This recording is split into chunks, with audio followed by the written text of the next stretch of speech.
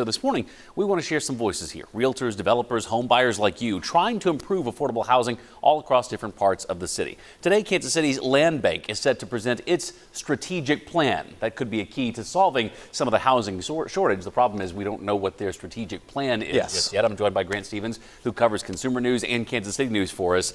You're looking into this from lots of different angles. You don't know what the strategic plan is just yet either, do you? But it could be a part of this puzzle. When we talk about affordable housing, the Land Bank, which owns 3,500 different properties all around Kansas City, could be a part of that. Not all of those properties could be used, but as I've been talking with people, some of the ways they could be used might help this issue. Here's what they had to say.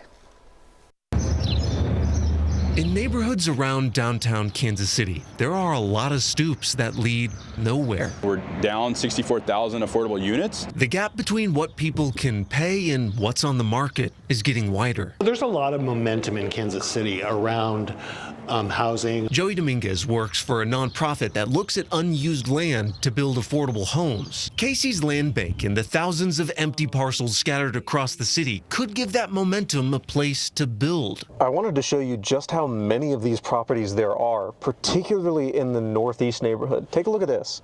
So I'm looking for places to go get video of Land Bank properties, and look at all these red and gray and yellow dots. Each represents something the Land Bank owns. But many of these stoops to nowhere come with baggage. Grassy plots hide old demolished homes buried underneath. Unearthing that waste is expensive. Land Bank has a huge responsibility with remediating some of the land that has some environmental issues. And so it seems like it's a hurdle for not only them, but for developers that want to develop on that land. It's a hurdle that might take public and private help to get over. Dedicate some of this land, or not most of it, to affordable housing.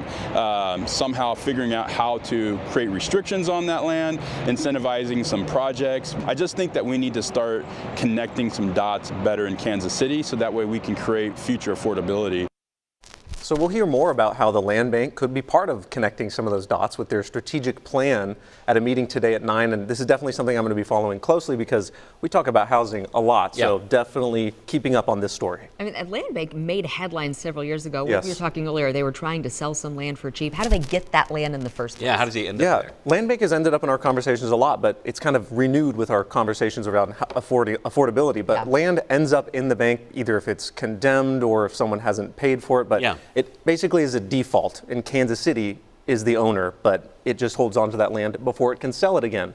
Problem is, it's kind of tough to sell that land if there's necessary abatement on each of those parcels. And just judging by the map you were showing, a lot. There's a lot of property on the Land Bank right now. Seriously, each one of those little dots, whether that's a house or a vacant lot or a house that needs to be torn down to become a vacant lot, all stuff that the Land Bank owns and all potential sites for future development. Interesting. Grant, thank you. Grant does cover both Kansas City news and consumer news for us. So if you have a story you'd like him to look into, this one fits into both those categories. Scan that QR code on your screen to connect with him or email him at grant.stevens@kshb.com.